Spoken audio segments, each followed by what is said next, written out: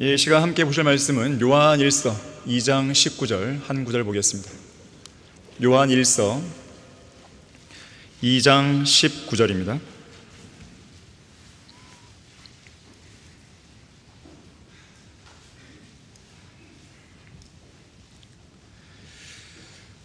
그들이 우리에게서 나갔으나 우리에게 속하지 아니하였나니 만일 그들이 우리에게 속하였더라면 분명히 우리와 계속 함께하였을 것이나 그들이 나감으로 그들 모두가 우리에게 속하지 아니함을 나타내었느니라. 자, 말씀을 위해 다 같이 기도하시겠습니다. 고마우신 아버지 하나님, 화창한 날씨 허락해 주시고 아름다운 장소에서 영과 진리로 경배를 드리게 주셔서 감사드립니다. 우리의 마음이 주님 한 분만으로 가득 채워지길 원하며 이 시간 선포되는 말씀을 통해 다시 한번 각성하기를 원합니다.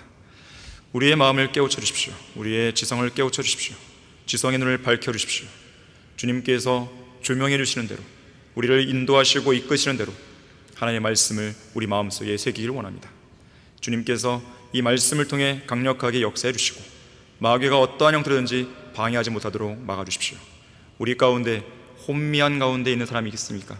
주님께서 이 진리의 말씀을 통해서 올바르게 그 생각과 마음을 바로잡아 주시기 원합니다. 모든 걸 주님께 의탁드립니다. 주 예수 그리스도 이름으로 기도했습니다. 아멘. 영적 전쟁에는 중립지대가 없다라는 제목으로 설교하겠습니다. 영적 전쟁에는 중립지대가 없어요. 인류의 역사는 전쟁의 역사이고 하나님의 말씀이자 인류의 역사책인 성경은 전쟁의 책입니다. 그래서 성경은 인류의 역사가 처음 시작될 무렵부터 전쟁을 선포하며 시작합니다. 창세기 3장 15절이죠. 내가 너와 여자 사이에 또 내 씨와 그녀의 씨 사이에 적의를 두리니 그녀의 씨는 너의 머리를 부술 것이요 너는 그의 발꿈치를 부술 것이라. 여자의 씨로서 동정녀 탄생을 하신 하나님, 곧 주 예수 그리스도와 사탄 및 적그리스도 사이에 전쟁이 선포된 것이요, 이 전쟁은 인류의 역사가 끝날 무렵에 가서야 마무리됩니다. 요한계시록 20장 9절에서 천녀왕국 끝에 곡과 마곡의 전쟁이 일어날 때 하늘에서 불이 하나님께로부터 내려와 그들을 삼켜버림으로 전쟁이 끝나는 거예요. 전쟁으로 시작해서 전쟁으로 끝나는 책이 바로 성경입니다. 인류의 역사도 전쟁으로 시작해서 전쟁으로 끝이 나는 거예요. 이러한 전쟁과 관련해서 우리의 믿음과 실행의 최종 권위인 한글 킹제임스 성경 서문은 이렇게 씁니다. 우리 그리스도인들은 치열한 영적 전쟁을 치르며 산다. 이 전쟁은 두 진영으로 나뉘어 싸우는 것인데 하나님의 진영과 사탄의 진영이다. 하나님의 진영은 성령께서 주관하시고 사탄의 진영은 사탄이 주관한다. 예수 그리스도의 복음을 듣고 성령으로 거듭난 사람은 하나님의 나라에 속하고 그 복음을 거부하여 거듭나지 못한 사람은 세상에 속한다. 여기에는 중립지대도 없고 예외도 없다 그랬어요. 중립지대에 서 있다는 것은 결국 마귀의 편에 서 있는 것과 별반 다르지 않습니다. 최근 우리는 그런 중립지대에 어중간하게 서 있다가 마귀가 낚아채간 한 명의 목회자를 잃어버렸습니다. 철원 성경침례교회에서 약 3년 동안 설교해온 송영찬은 지난 주일 예배 광고 시간에 성도들 앞에서 일신상의 이유를 내세웠고 그리고 제멋대로 사역을 포기했습니다. 우리에게서 나감으로 자신 스스로 우리에게 속하지 않는 사람임을 드러내고 말았습니다. 만일 그가 우리에게 속한 사람이었다면 자신의 잘못을 뉘우치고 돌이켜서 우리와의 관계를 회복하려고 노력했을 것이겠죠. 하지만 그는 이미 마귀의 세력에게 귀를 내준 변질된 사람이었기에 그럴 마음이 전혀 없었습니다. 지난 5월 4일, 그러니까 2주 전이죠. 우리 성경침례교회에 반감을 갖고 있던 고상석과 김은선이 철원 성경침례교회에서 예배를 드린 적이 있었습니다. 이 두 사람은 이미 영적으로 병이 든 사람들이었어요. 그리고 교회를 대적한 이국남과 박석순의 편에 서서 그들을 지지하고 옹호하는 사람들이었습니다. 한글 킹제임스 성경의 저작권과 말씀 보존학회와 관련해서 우리 성경침례교회가 성경적으로 그리고 법적으로 올바르게 취한 조치에 대해 거부감과 반발심을 갖고 있었던 것입니다. 특히 김은서는 하나님의 말씀인 성경을 통해 하나님의 뜻을 구하기보다는 환청이나 그에 준하는 방법으로 다가오는 마귀의 음성을 하나님의 음성으로 자주 착각했습니다. 그래서 교회에서 설거지를 할 때도 혼자 누구와 이야기하듯 중얼거린 적도 있어요. 또한 이들은 구원받은 그리스도인의 가장 기본적인 의무라 알 수 있는 하나님께 드리는 예배도 소홀히 했죠. 그런 자들이 무슨 예배를 드리겠다며 철원 성경 침례교를 간 것입니다. 송영찬이 영적 분별력을 갖춘 목회자였다면 이런 자들의 방문을 사전에 경계해야 되는 것이죠. 설령 그들의 방문을 어떤 이유로든 막지 못했다 하더라도 우리 교회에게 귀띔이라도 해 주어야 했을 것이죠. 왜냐하면 고상석의 경우에는 전에도 그런 일이 있었기 때문에 송영찬에게 주의를 준 적이 있기 때문에 그렇습니다. 하지만 이번에도 여전히 침묵으로 일관했고 대전성경 침례교회 창립 예배 때 저를 만났으면서도 아무 일 없었던 듯이 웃기만 했습니다. 그러다가 다른 경로를 통해 알게 된 우리는 이 민감한 사안에 대해서 사실관계를 확인해야 했기에 송영찬에게 연락을 취했고 다시 한번 주의를 주었어요. 그런데 이런 조치에 대해서 불쾌감을 표시한 송영찬은 선을 넘는 거친 말과 반말을 하면서 그동안 숨겨왔던 자신의 실체를 저에게 드러내고 말았습니다. 하지만 저는 그에게 마지막 기회를 주고 싶었어요. 그리고 중요한 것인데 철원 성경 침례교회는 독립된 하나의 지역교회이기 때문에 제가 임의로 사역을 그만두라 말라 하는 어떤 조치를 취할 신앙도 아니었습니다. 우리 교회에 적을 두고 계속 왔다 갔다 하는 거라면 모를까? 이젠 갔잖아요, 완전히.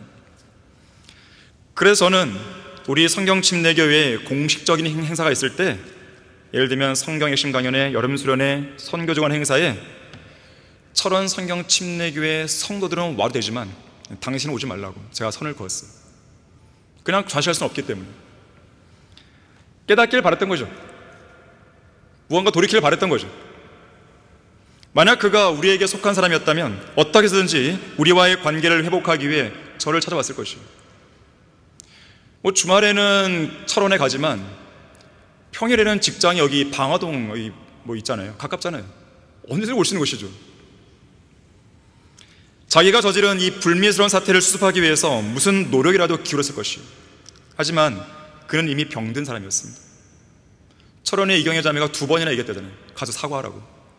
근데 사과는 안 하는 것이죠. 그런 말이 없는 거예요.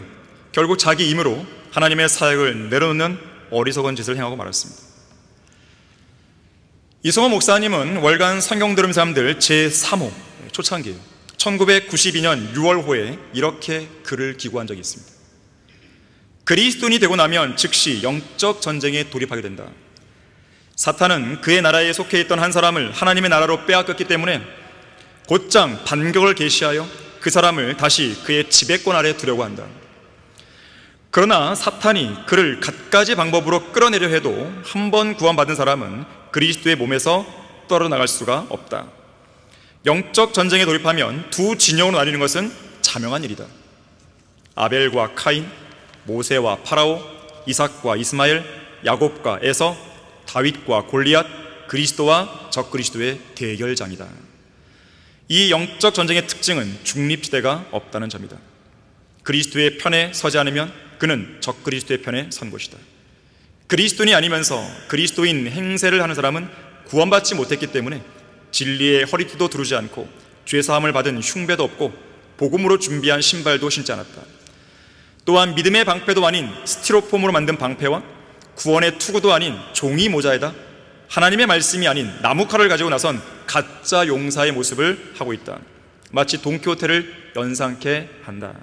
사탄이 이러한 용사의 차례를 본다면 두려워하겠는가? 참으로 웃기는구나 할 것이다.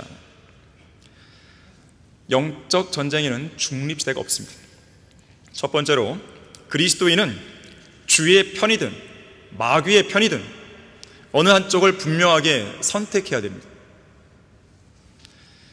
우리 출애굽기 32장 한번 보겠습니다.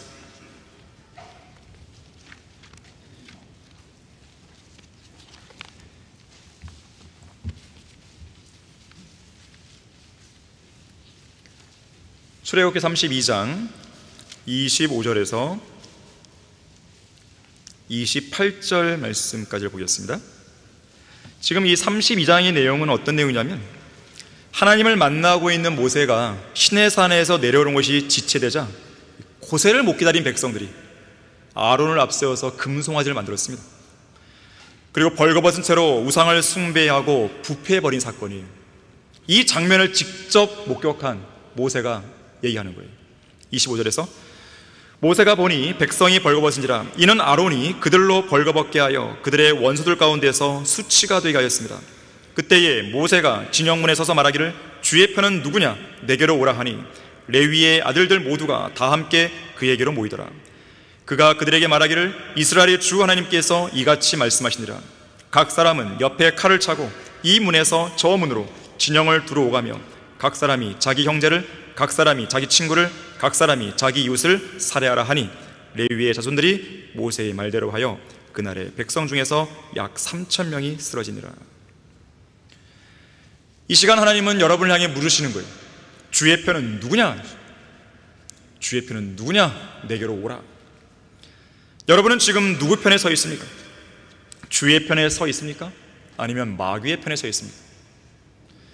아니면 어느 편에 서야 할지 몰라서 갈팡질팡하고 있습니까? 과거에 연권이가 그랬습니다.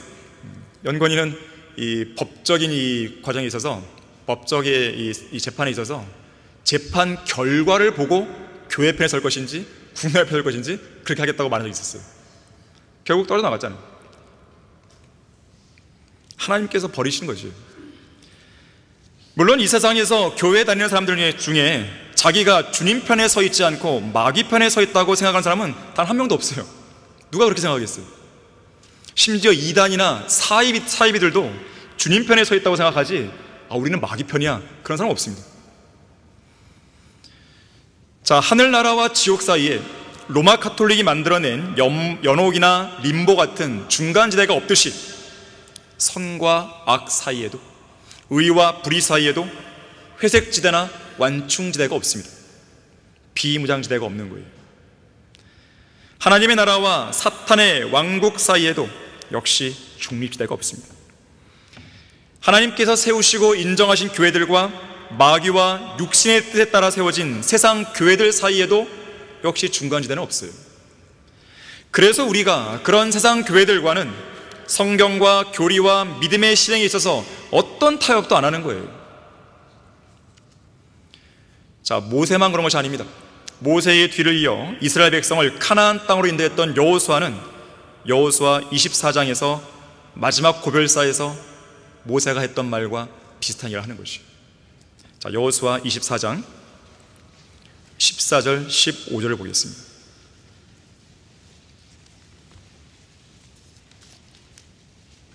여호수아 24장 14절 15절에서요.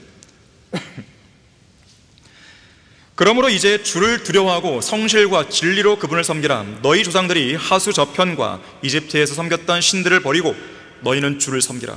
만일 주를 섬기는 것이 너희에게 악하게 보이거든 하수 건너편에서 너희 조상이 섬기던 신들이거나 너희가 거하는 땅에 아모리인의 신들이든 간에 너희가 섬길 자를 오늘날 너희가 택하라. 그러나 나와 내 집은 주를 섬기리라. 지금 여호수아는 자신의 입장을 분명히 밝히고 있습니다. 자기 자신과 자기의 집은 하나님을 두려워할 것이라, 그리고 성실과 진리로 주님을 섬길 것이라, 그리고 하나님 편을 선택하기로 마음을 확고히 굳혔다고 입장 정리를 한 것이에요. 그러면서 백성들에게도 너희들도 가타부타 한쪽으로 마음을 확고하게 정하라고 결단을 촉구하는 거예요. 하나님이시냐? 아니면 이방신이냐? 거룩하신 하나님이냐? 아니면 악한 현 세상이냐? 선택하라 이거예요. 하나님의 뜻에 따라 하나님을 기쁘시게 해드리는 삶이냐? 아니면 마귀가 던져주는 썩은 고기나 덥석 받아먹으면서 세상에서 소위 성공적인 삶을 살 것이냐? 내가 하나님을 기쁘시게 하랴? 아니면 사람들을 기쁘게 하랴? 성경적으로 올바르게 사는 삶이냐? 아니면 육신적이고 세상적인 삶이냐? 섭리로 바르게 보존된 한글 킹제임스 성경이냐? 아니면 부패하고 변개된 개역 개정판이나 개역 한글판 같은 가짜 성서들이냐? 하나님께서 지난 31년 동안 사용해 오셨고 지금도 쓰고 계시며 앞으로도 역사하실 한글 킹제임스 성경이냐, 아니면 이 성경을 흉내내서 짜깁기해서 만들고 최종권에 대한 혼란만 가중시키고 있는 흠정력이나 권위력이나 근본력이나 표준력 같은 짝퉁 성경들이냐, 선택하라 이거예요. 여전히 주님 편에 서 있고 하나님께서 역사하고 계신 성경 침례교회와 함께 할 것이냐, 아니면 하나님과 성경 침례교회를 대적해서 떠난 배교자들을 따라할 것이냐, 여러분의 입장 정리를 분명하게 하라는 것입니다. 고린도전서 14장 38절에서는 누구든지 무지하다면 무지하게 내버려 두라는 거 말씀하십니다. 이 말씀대로 이 땅에 무지하고 무식한 배교자들은 배교자들의 성경이나 쓰라고 하십시오. 이런 부분에 관한 한 개역 한글판 성경이나 개역 개정판은 논할 가치도 없고, 흠정력은 미국의 배교한 근본주의자들과 손잡은 정동수가 번역한 것이고, 표준력은 우리 교회에 있다가 떨어져 나간 배교자가 번역한 책으로 배교자들이 교육을 받고 또 배교한 자칭 목사들이 성경대로 믿는 목사로 가장하면서 쓰고 있는 짝퉁 성경. 저는요, 시편 54편 5절 말씀에 따라서 주의 진리로 그들을 단절해 주시기를 저는 기도하는 바예요. 또한 갈라디아서 5장 2절에 따라서 혼란케 한 자들이 베어져 버리기를 저는 기도하는 바입니다. 토마스 드위 탈마지, 아주 위대한 설교자죠. 그가 말했듯이, 그가 말한 것을 제가 빗대어서 인용해 본다면 이런 거죠. 우리도 편을 가릅시다.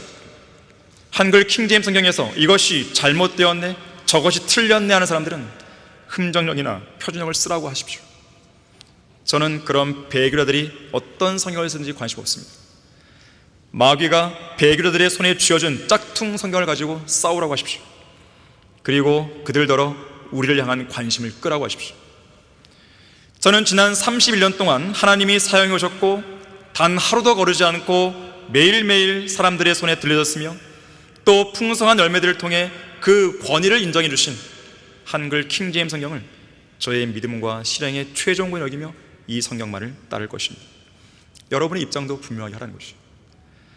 선지자 엘리야도 열왕기상 18장 21절에서 칼멜산에 모여있는 백성들을 향해서 이렇게 촉구했죠. 너희가 얼마나 더 두 의견 사이에서 지체하려느냐. 주가 하나님이시면 그를 따르라. 그러나 만일 바알이면 그를 따르라 그랬어요. 여호수아 5장 13절도 너는 우리 편이냐 우리의 대적 편이냐 물었어요. 영적 전쟁에는 중립대가 없어요. 누가복음 16장 13절에서는 어떤 종도 두 주인을 섬길 수 없나니 그가 한쪽을 미워하고 다른 쪽을 사랑하거나 한쪽을 존중하고 다른 쪽을 경시하게 됨이라고 말씀합니다. 뜨겁든지 차갑든지 하십시오. 하나님은 미지근한 교회들을 토해내겠다고 경고하셨어요. 예수님도 말씀하십니다. 나와 함께하지 않는 자는 나를 반대하는 자요, 또 나와 함께 모으지 않는 자는 흩뜨리는 자니라 그랬습니다. 양다리를 걸치지 마십시오. 하나님께서는 양다리를 걸치려 했던 이국남을 교회에서 쫓아내신 거예요. 그는 처음에 자기 형과 누나에게 나는 성경 침례교회와 함께 할 거라고 그렇게 편지를 보냈습니다. 입장을 분명히 표현한 거예요. 잘한 것이죠. 하지만 돌아가는 상황을 보니까 법적으로 불리해 보이는 거죠. 그리고 입장을 바꿨어요. 그리고 벨리알의 자식들과 손을 잡았어요. 그리고 그런 변질된 자신의 입장을 철저히 숨긴 가운데 중립지대에서 어중간한 입장을 취해왔어요. 하지만 하나님께서는 그의 가증한 민낯과 실체를 적나라하게 드러내셨고 그리고 교회에서 쫓아내신 거예요. 하나님께서는 이것도 아니고 저것도 아닌 두 마음을 품은 사람들을 싫어하십니다. 가증하게 여기시는 거예요. 주님 편에 서 있길 원하면 확실하게 주님 편에 서 계세요. 이런 중요한 선택에 관한 한 우유부단한 자세를 취하는 순간 즉시 마귀가 와서 그 사람을 채가버린 것입니다. 소용천이 바로 그거예요. 그 결과예요. 영적 전쟁에는 중립지대가 없습니다. 두 번째로, 마귀에게 속지 않으려면 영적 분별력을 갖추고 있어야 됩니다. 자, 고린도전서 2장 14절 15절을 보겠습니다.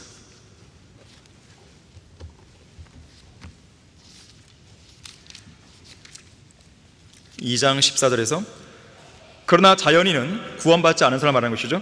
하나님의 영의 일들을 받아들이지 아니하나니 이는 그 일들이 그 사람에게는 어리석게 여겨지기 때문이요 또 알 수도 없나니 이는 그 일들이 영적으로만이 분별되기 때문이라. 영적인 사람은 모든 것들을 판단하나 자신은 아무에게도 판단을 받지 아니하느니라. 자, 영이 죽어있는 자연인에게는 영적인 분별력이 당연히 없죠. 그러나 성령으로 거듭났고 성령으로 충만해 있는 영적인 그리스도인에게는 모든 것들을 올바르게 판단할 수 있는 영적 분별력이 생깁니다. 모든 그리스도인은 영적 분별력을 갖출 수 있도록 하나님께 기도하셔야 돼요. 여러분에게 분별력이 없다, 뭔가 혼미하다, 그럼 주님께 기도하시는 거예요. 주님, 저에게 영적인 분별을 주십시오. 올바른 것을 제가 정확하게 붙들게 해주십시오. 그러한 확실한 증거를 보여주십시오. 이렇게 기도하시는 거예요. 그러한 상태, 혼미한 상태를 어중간하게 놔두면 안 됩니다. 그럼 마귀가 바로 채가는 거예요. 하나님의 편과 마귀의 편, 옳은 것과 그른 것, 성경적인 것과 비성경적인 것 사이에서 올바르게 분별할 수 있는 능력이 필요합니다. 어떤 영이 하나님의 영인가 아니면 마귀의 영인가를 구별할 수 있는 능력을 갖춰야 돼요. 이런 영적 분별력이 있어야 어떤 사람이 하는 말이나 행동이 하나님으로부터 비롯된 것인가 아니면 마귀에게서 비롯된 것인가를 구별할 수 있게 됩니다. 이러한 분별력이 없으면 사역을 할 수 없어요. 이런 분별력은 누가 주시는 겁니까? 이사야 28장 26절을 보니까 하나님께서 그에게 바르게 분별하도록 지시하시고 그에게 가르친다고 그랬어요. 그렇다면 우리가 어떻게 할 때 주님은 이런 분별력을 주신 것입니까? 성경 말씀을 부지런히 읽어야 돼요. 암송해야 돼요. 말씀을 마음에 새겨야 됩니다. 필요하다면 말씀을 공부해야 돼요. 많이 깨달아 알아야 됩니다. 우리가 진리의 지식을 갖출 때 영적 분별력, 영적 감각이 생기는 거예요. 잠언 5장 1절과 2절에서 내 아들아 내 지혜에 주의를 기울이며 내 명철에 내 귀를 기울이라. 이는 너로 분별력을 갖고 내 입술로 지식을 간직하게 하기 위함이라고 했어요. 히브리서 5장 13절 14절도 젖을 사용하는 자는 누구나 의의 말씀에 능숙하지 못하나니 이는 그가 악이기 때문이요 단단한 음식은 장성한 사람들의 것이니 그들은 그 말씀을 사용함으로 감각들을 단련하여 선악을 분별하는 사람들이라고 했어요. 이런 영적 감각과 영적 분별력이 있어야 마귀의 세력에게 귀를 내주지 않을 수 있습니다. 또한 마귀에게 속지 않을 수 있는 거예요. 송영찬은 이런 영적 감각을 잃어버린 지 오래되었습니다. 그는 이미 변질된 사람을 자기의 힘과 노력으로 고쳐보면 고칠 수 있을 거라고 착각한 거예요. 이미 변질됐는데. 하지만 이미 썩어버린 생선에 아무리 소금을 치고 냉동실에 오랫동안 넣어둔다 해서 썩은 생선이 싱싱한 생선이 되는 게 아니에요. 여기에는요 기적이 필요한 겁니다. 예수 그리스도의 거룩한 피와 하나님의 능력의 말씀을 통해 역사하는 성령 하나님의 강력한 역사만이 그런 기적을 이룰 수 있는 거예요. 변질된 사람이 바뀔 수 방법은 그거밖에 없어요. 사람이 뭔가 데려다 놓고 뭐 이야기하고 권면되는 게 아닙니다. 김은선과 고상석, 특히 고상석의 경우가 그랬습니다. 그래서 우리가 당장 그 사람들을 출애시키지 않고 계속 기회를 주며 기다린 것이에요. 하지만 송영찬이 그들에게 마지막 남아있던 기적의 기회를 망쳐버린 거예요. 송영찬은 영적인 분별력을 가지고 단호하게 성경적인 권면을 그들에게 확실하게 써야 되는 것인데 우유부단하고 어중간한 입장으로 그들을 수용했고 자기 의와 교만에서 비롯된 이상한 연민을 가지고 이국남과 박석순을 그리고 고상석을 대한 것입니다. 결국 그런 자들에게 자기의 귀를 내주고 만 것이에요. 이국남에게 귀를 내준 것이고, 자기와 가장 친했던 전용득, 연권이, 김준원에게 귀를 내준 것이고, 고상석에게 귀를 내준 것이에요. 송영찬은 한글 킹제임스 성경의 저작권과 관련해서 우리 성경 침례교회가 취한 법적 조치에 대해 불만과 쓴뿌리를 품고 있었는데, 지난 5개월 동안 숨겨오면서 위선자로 살아오다가 하나님께서 마련하신 그 기회에 들통난 것이죠. 자기 실체 나온 것이죠. 위선자인 그는 한글 킹제임스 성경이 성경 침례교회의 모든 성도들이 이성호 목사님을 도와서 함께 번역하여 출간한 성경이라는 점, 이 법적인 법리에 대해, 세상 법리에 대해서 트집을 잡은 것이죠. 사실상 이 말을 폄훼해서 마치 그것이 이성호 목사님의 명성에 흠집을 내는 말인 것처럼 왜곡시키는 아주 못된 자들이 있는데요, 그들이 바로 돈에 눈먼 유가족들이고, 그들을 향한 이상한 연민에 빠져서 진실을 제대로 직시하지 못한 채 무작정 그들 편에 서 있는 어리석은 바보들입니다. 그러면 진실은 무엇일까요? 우선 한글 킹제임스 성경은 이성호 목사님 혼자만의 단독 작품이 아니에요. 실제로 목사님도 이 성경은 내 거야, 나 혼자서 해낸 거야, 이런 말씀 하신 적이 한 번도 없습니다. 오히려 자신을 소개할 때 한글 킹제임스 성경에 책임 번역자란 말을 쓰셨어요. 계속해서 책임 번역자, 책임 번역자. 책임 번역자가 뭐예요?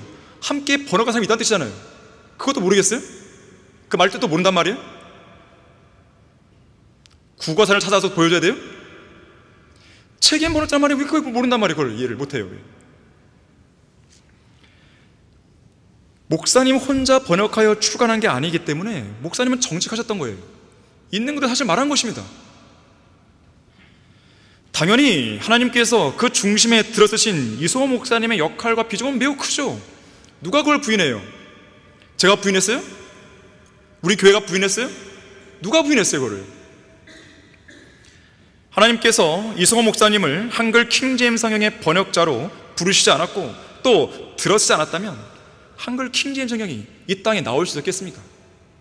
그런데 그렇다고 해서 한글 킹제임스 성경을 이성호 목사님 혼자서 단독으로 번역하고 출간했다 말할 수도 없습니다. 그건. 왜냐하면 1991년경 구약 성경이 처음 번역되기 시작할 무렵, 물론 신약은 헬라어 표준 원문을 기반으로 해서 번역도 있었죠. 하지만 구약은 그때 시작된 거예요. 1991년. 아직 시작이 안 됐어요. 근데 그 전부터 다 번역됐다고 박석순이 막 거짓말하고 다니잖아요. 지금 거짓말에 거짓말도 하는 거죠. 1991년 구약 성경이 처음 번역되기 시작할 무렵에 하나님께서 이성호 목사님 곁에 성경 번역을 적극적으로 함께 할 수 있는 동역자들을 붙여줬는데, 그들이 없었다면 한글 킹제임스 성경은 이 땅에 나올 수가 없는 거예요. 실제로 당시의 성경 침례교회 성도들 가운데 직접적이고 주도적으로 번역에 참여하면서 번역을 도운 동역자들 중 한 사람이 조승기 형제 아니에요. 증인이 있다면 증인이. 궁금하면 직접 물어보든지요. 증인한테. 물어보지도 않고 무작정 이국 앞에 선단 말이에요? 바보죠. 조승기 형제만 있는 게 아닙니다. 김영미 자매, 조도희 목사, 김영덕 형제, 조숙희 자매, 김윤서 자매, 박현주 자매 등등. 지금 우리가 7명이 남아있지만 그 당시에 50에서 60여 명의 성도들이 여러 가지 형태로 도운 거예요. 그래서 가장 기여를 많이 한 사람이 조승기 형제죠. 자, 여기서 중요한 사실은요, 성경 번역의 동역자로 수고한 이 성도들은 사람들이 흔히들 생각하듯이, 이국 남편에 선 사람들이 흔히들 말하듯이 단순히 맞춤법이나 띄어쓰기 정도의 그런 수준의 교육을 본 게 아니에요.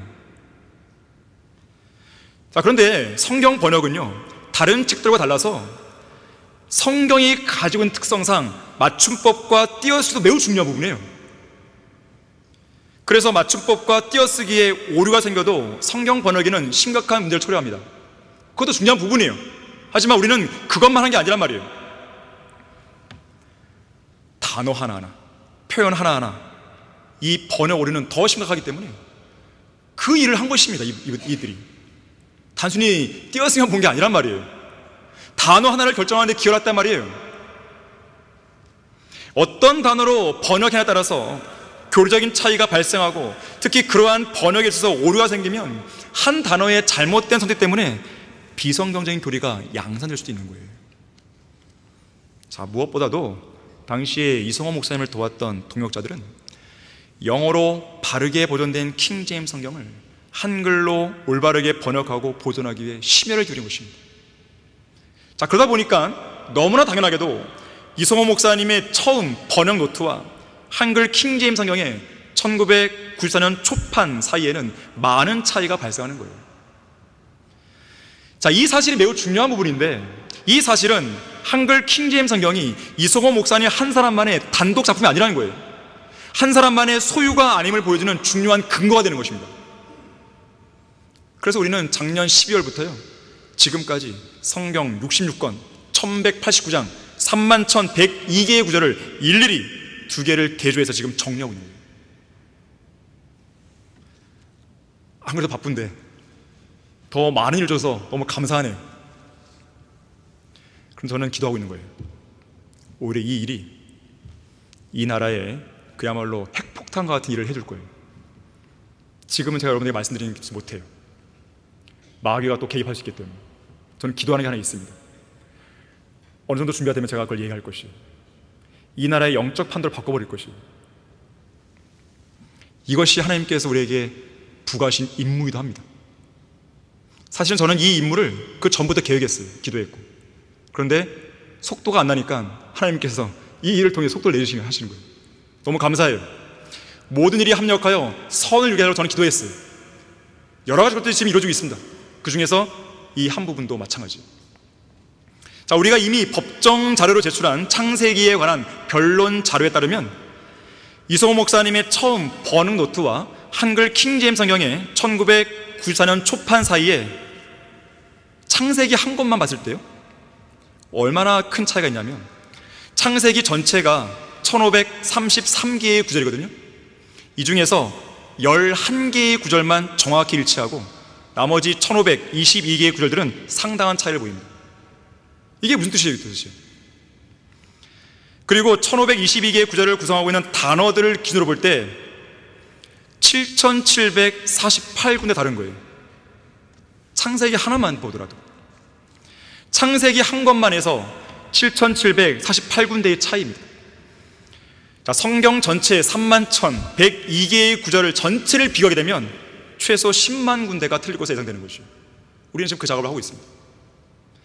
자, 이런 사실을 세상법 관점에서 비춰볼 때, 저작권 협회에서 현재 일하고 있는 변호사의 말을 빌리면 이 정도의 차이라면 당시에 성경의 번역과 출간을 도왔던 동역자들은 단순한 교열 수준으로 도운 것이 아니고 함께 공동으로 번역에 참여했다 해도 과언이 아니라고 말하는 거예요.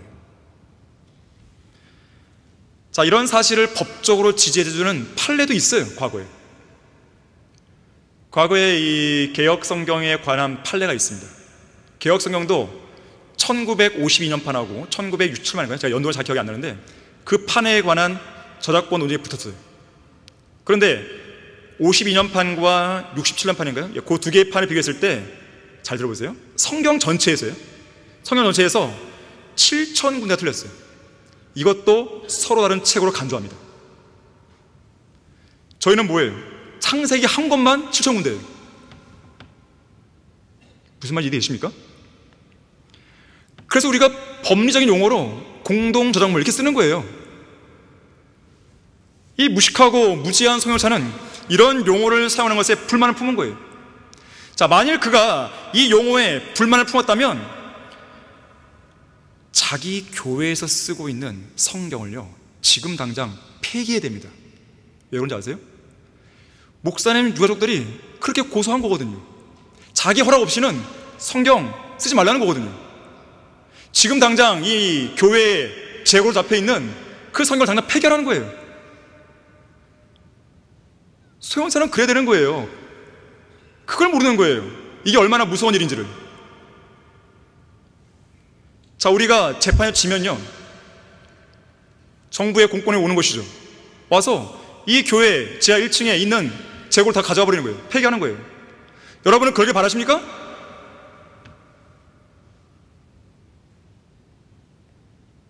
이 무식한 자들이 문제의 본질을 모르는 거예요. 누가 지금 한글 킹기엠성을 지키고 있는지, 누가 지금 한글 킹기엠성을 위해서 싸우고 있는지 그걸 모르는 거예요. 최근에는요, 저기 어디에 기독교 출판사가 있어요. 기독교 출판사에 김경환 있잖아요. BBCI 거기 출신의 한 사람, 이국남, 이선명 세 사람이 왔어요. 와갖고 그 출판사에 얘기한 거죠.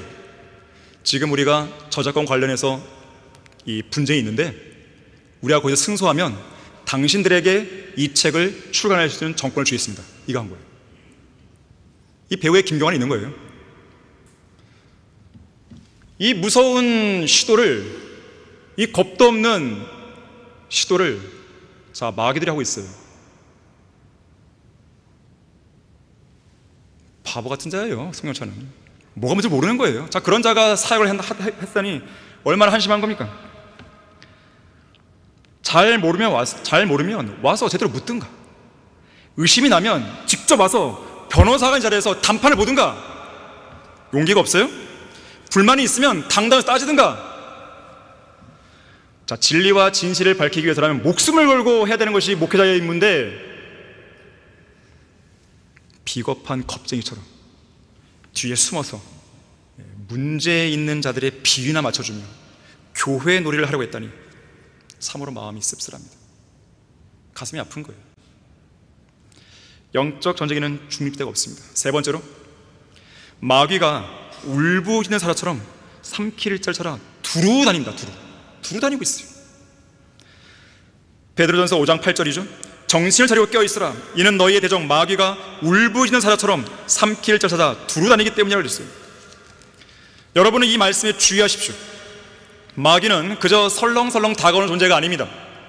조직적인 군대를 앞세워서 치밀한 전략과 전술을 가지고 공격해 오는 거예요. 마귀들도 자기들의 임무에 최선을 다하면서 총력전을 펼친다는 것을 아셔야 됩니다. 최고의 정예병들을 영적 전장에 투입하고 최신 무기와 장비를 들고 성도들을 미혹하는 일에 모든 정성과 노력을 기울이고 있는 것이요, 온 세상을 미혹해온 마귀는 뒷골목 음침한 곳에서 쥐새끼들이나 잡는 고양이가 아닙니다. 삼키를 찾아서 공공연하게 활보합니다. 두루 다니는 것이죠. 무섭게 포효하는 울부짖는 사자처럼 그렇게 다가오는 거예요. 정신을 차리지 않으면 그냥 먹히는 겁니다. 여러분의 약점을 잘 알고 있는 그 마귀들이 얼마나 간사하고 교활한 존재들인지 잘 알고 계신 하나님께서는 여러분들을 향해서 미혹되지 말라고 여러 차례 성경 곳곳에서 경고하셨어요. 데살로니가후서 2장 3절에서 아무도 어떤 모양으로든지 너희를 미혹하지 못하게 하라고 했어요. 베드로후서 3장 17절도 악한 자들의 미혹에 이끌려 자신의 견고한 입장에서 떨어지지 않도록 주의하라. 여러분의 견고한 입장을 지키셔야 돼요. 떨어지면 안 됩니다. 그 입장에서. 요한일서 3장 7절과 8절에서 어린 자녀들아, 아무도 너희를 속이지 못하게 하라. 의를 행하는 자는 그분께서 의로우신 것 같이 의로우나 죄를 짓는 자는 마귀에게 속하나니 이는 마귀가 처음부터 죄를 짓기 때문이라. 이 목적으로 하나님의 아들이 나타나셨으니 곧 마귀의 일들을 멸하시는 것이라. 우리의 대적 마귀가 울부짖는 사자처럼 삼킬 자를 찾아 두루 다니고 있는 이 현실은요, 두루 다니는 이 현실은 우리 성경 침례교회가 현재 처해 있는 영적 전쟁의 현실을 잘 보여줍니다. 무슨 말인가 하면 사방팔방에서 우리를 둘러싸고 공격하는 마귀의 세력들과 전면전을 치르고 있는 이 현실을 잘 보여주는 거예요. 정말로 두루 다니는 거예요. 우리는 지금 이 나라 1천만 교인 수를 자랑하는 제도권 교회들의 기독교계는 말할 것도 없고 정동수를 위시한 미국의 배교한 근본주의를 따르는 침례교 목사들, 그리고 우리 교회에서 떨어나가 성경대로 믿는 사람들 흉내를 내고 있는 일단의 배교자들까지 모두 다 우리를 향해 총칼을 겨누고 있는 것이죠. 저는 이 점과 관련해서 하나님께 감사드리는 것이 있습니다. 고린도전서 16장 9절에 따르면 크고도 효과적인 사역의 문이 열린 곳에는 모두 많아요? 대적한 자들도 많기 때문에 그렇습니다. 대적한 자들이 많다는 것은 그만큼 하나님께서 우리의 사역을 기뻐하신다는 의미입니다. 또 그만큼 마귀가 우리의 사역을 극도로 싫어하고 극도로 증오하고 있다는 것을 여실히 보여주는 거예요. 실제로 여러분도 직접 목도하고 있지만 우리 성경 침례교회는 한글 킹제임스 성경을 한글을 모국어로 사용하는 모든 사람들의 믿음과 실행의 최종 권위를 정착시키고 진리의 지식을 확산시키고 그리스도의 복음을 통해 이 나라 이 민족을 주님께로 이겨오는 일에 있어서 그야말로 총력전을 기울이자. 총력전. 예수 그리스도께서 오실 날이 얼마 남지 않았기 때문에 우리는 그걸 잘 알고 있기 때문에 복음과 진리를 전하기 위해서 우리가 할 수 있는 것을 우리의 온 몸과 온 마음과 온 힘을 다해 쏟아붓는 거예요. 지금 성경을 위시한 주옥같은 주석서들, 진리의 수석들, 월간지, 개간지, 전도지 등 오프라인으로 수행하고 있는 문서 사역에 더해서 온라인 인터넷 방송을 통해서 하늘과 땅, 공중전과 지상전을 가리지 않고 마귀들과 싸우는 것이에요. 서울, 경기, 수도권에 머물지 않고 이 나라 전역을 순회하면서 그리스도의 복음 전파를 통해 마귀들이 강력하게 요새를 구축하고 있는 지역들을 공략하는 것이죠.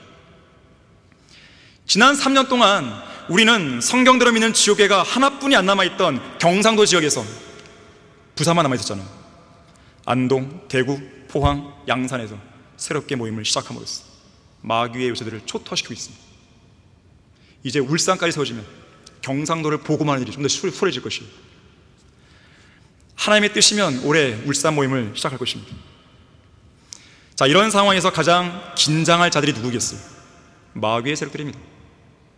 마귀는 경상도 지역에서 대구 성경 침례교회 김희철 형제의 목숨을 노렸고 산불로 안동 성경 침례교회를 위협했죠. 그래도 안 되니까 강원도 지역으로 방향을 선회해서 철원 성경 침례교회에서 예기치 않은 한 명의 목회자를 실도시켜버립니다. 하지만 우리 신실한 철원 성경 침례교회 성도들은 흔들리지 않았습니다. 그들은 우리가 뭐라고 요청한 적도 없었는데 그들이 먼저 말하기를 우리는 소형창과 관계없이 성경 침례교회와 뜻을 같이 할 거라고 먼저 의사를 표현해왔어요.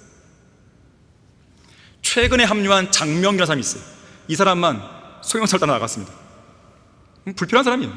어차피. 자, 지금 우리 교회는 사방에서 마귀의 공격을 거세게 받고 있습니다. 그걸 아셔야 돼요. 마귀와의 전면전을 치르는 것입니다.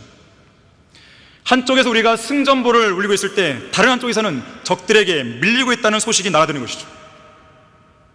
전쟁이 나면 사상자들이 있기 마련입니다. 누군가가 죽고 누군가 다치는 거예요. 저는 이 소식을 들을 때 가장 마음이 쓰라려요. 괴로워요. 누군가는 겁쟁이가 되어서 적들 앞에 섭니다. 이국난처럼 적들에게 아군의 정보를 넘기는 배신자도 있는 것이죠. 박석순처럼 자기를 어머니처럼 돌봤던 이효리 집사 부부를 법정에 고소한 사람도 있는 것이죠. 송영찬처럼 자기 양들을 지켜야 할 목회자가 실족하기도 하는 것이죠. 작년 12월부터 송영찬은 목회자들과의 모임을 이런저런 이유로 회피했습니다. 올해 목회자 순회 때도 그는 못 왔어요. 물론 직장 핑계를 댔죠. 하지만 그때 저는 송영찬에게 문제가 있는 것 같다고 제가 목회자 수련회 때 어떤 목회자에게 말한 적이 있었어요. 제 예감이 맞은 거죠. 특히 송영찬은 우리 교회 유치부에서 보조교사로 일하고 있던, 사역하고 있던 자기 딸 송예연을 한 두 달 전에 빼내갔죠. 물론 딸이 아버지가 있는 교회에서 주일학교 교사로 섬겼다고 하는데 뭐라 할 사람이 누가 있겠어요. 그런데 송영찬이 정상적인 목회자라면 송예연은 우리 교회 성도 아니에요. 자기 딸이기 이전에 성도 아니에요. 성경 침례교회 성도인 그의 딸을 데리고 간다 했을 때 최소한 저에게 전화를 걸어서 사정이 이러하니까 딸을 데려가겠습니다, 전화 한 통 되는 거 아니에요? 협조를 구하는 게 맞죠. 하지만 그는 영적 권위에 대해서 전혀 존존함이 없었던 것이에요. 이미 마음이 변질됐죠. 도둑인 마귀처럼 자기 마음대로 성도를 빼내간 것입니다. 하나님의 권위 속에서 자신을 철원 성경 침례교회로 파송한 사람이 누구였는지, 자신을 킹제임스 성경신학교에서 가르친 사람이 누구였는지 안주에도 없는 것이에요. 유다서 1장 8절에서는 이런 거짓 교사들을 향해서 이렇게 경고합니다. 다스림을 경시하고 권위 있는 자들을 비방하노다 그랬어요. 이런 자들이 영적 권위를 무시하는 사람들입니다. 그들은 너무나 대범해서 항상 주제넘은 짓을 행하는 것이고, 너무나 완고해서 무엇이나 제멋대로 생각하고 행동하며 비방하고 덤벼드는 사람들이에요. 결론을 맺겠습니다. 언젠가 영적 전쟁과 관련해서 러크만 목사님이 했던 말은 아직도 저의 심금을 울려요. 이 글을 읽을 때마다, 이 설교를 들을 때마다 저는 마음이 뜨거워지는 것이죠. 목사님이 이렇게 말했어요. 지금 이 시간에도 치열한 접전이 벌어지고 있는 영적 전장에서는 다음과 같은 전우들의 목소리가 들려오고 있다. 용감한 전우들이여 와서 도우라. 아군의 전력은 4,000대 1로 중과부적이다. 군량미는 이미 썩어버렸고 이 엄동설 안에 우리는 여전히 여름 군복을 걸치고 있다. 사상자는 80% 육박하고 있어 전투가 불가능한 상태다. 후방 보급선도 차단되었고 군용 차량은 모두 폭파당했다. 우리의 지원 부대는 전멸했으며 탄약을 실은 트럭도 폭격을 당했다. 적군이 몰려온다. 적의 포대가 올라오고 있다. 우리의 방어선이 붕괴되었고 우리의 철조망은 이미 산산조각 났으며 우리가 매설한 지뢰 역시 적들에 의해 절반가량이 파괴되었다. 긴급 상황이다. 시간이 없다. 속히 추가 병력을 파견해달라. 용감한 전우들이여 속히 우리에게 무기를 지원해달라. 저는 이 시간 여러분에게 호소합니다. 영적 전쟁을 우리가 승리로 이끌기 위해서 분투하는 기도를 해주십시오. 효과적이고 열렬한 기도를 해주십시오. 어떤 설교자가 이렇게 말했어요. 하나님 편에 서기 위해서는 거룩해야 합니다. 주님께서는 순결하시고 거룩하시며 악을 미워하시는 하나님이기 때문입니다. 하나님 편에 서려면 의의 편에 서 있어야 합니다. 주님은 의로우시며 어떠한 죄악과도 관련이 없기 때문입니다. 하나님 편에 서기 위해서는 하나님이 어떤 분인지 제대로 알아야 합니다. 그래야 주님의 도우심을 받을 수 있습니다. 그런가 하면 하나님의 반대편은 죄와 반역과 악의 편입니다. 주님의 반대편은 사탄과 마귀의 편이며 어둠과 무지의 편입니다. 주님의 반대편은 비참하게 저주를 받습니다. 주님을 대적한 자들은 결국 하나님의 진노를 받게 됩니다. 주님의 반대편은 결국 죽음이나 지옥과 같은 편입니다. 이제 송영찬을 중심으로 또 하나의 쓰레기 하치장이 만들어질 것입니다. 우리 교회에서 쫓겨난 자들이 조화를 하면서 그곳으로 모일 것이에요. 이성호 목사님은 쓰레기들은 모두 모아져서 쓰레기 하치장에 버려진다고 자주 이야기했습니다. 송영찬은 부산 성경침례교회에서 박노기를 중심으로 한 반역 사건이 있었을 때 겨우 살아남아서 우리 성경침례교회에 안착을 한 사람입니다. 하지만 그 반역의 영은 그를 떠난 것이 아니었습니다.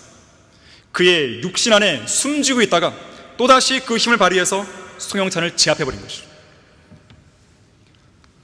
여러분은 주님 편에 서 있습니까? 아니면 마귀의 편에 서 있습니까? 여러분의 마음은 주님 편으로 확고하게 마음이 정해져 있습니까?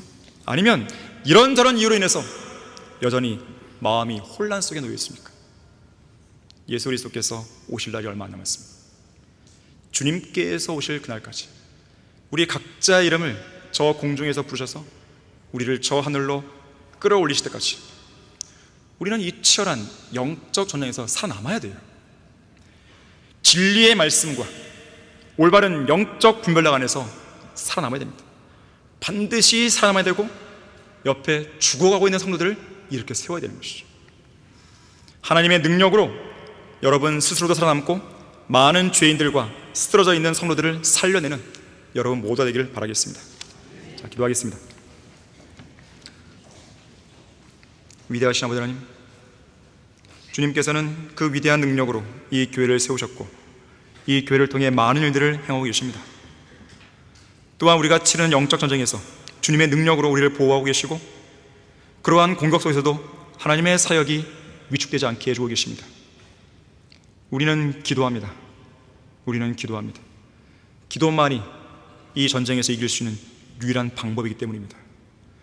그것은 하나님의 능력을 힘입는 길입니다. 우리 모든 성도들이 분투하는 기도를 할 수 있도록 도와주십시오. 방관자 되지 않고 이 교회를 위해서 매일같이 주님께 절실히 매달리면서 기도하는 성도들에게 해주십시오. 많은 사람들이 앞에서 열심히 싸우고 있는 믿음의 용사들을 그냥 보고만 있는 것입니다. 그래서는 안 됩니다. 주님께서 그동안 방관자로 살아왔던 성도들을 다시 한번 각성시켜 주시고 오늘을 계기로 해서 일선으로 나와서, 전장 일선으로 나와서 주님을 위해서 담대하게 싸울 수 있도록 인도해 주십시오. 주 예수 그리스도 이름으로 기도했습니다. 아멘.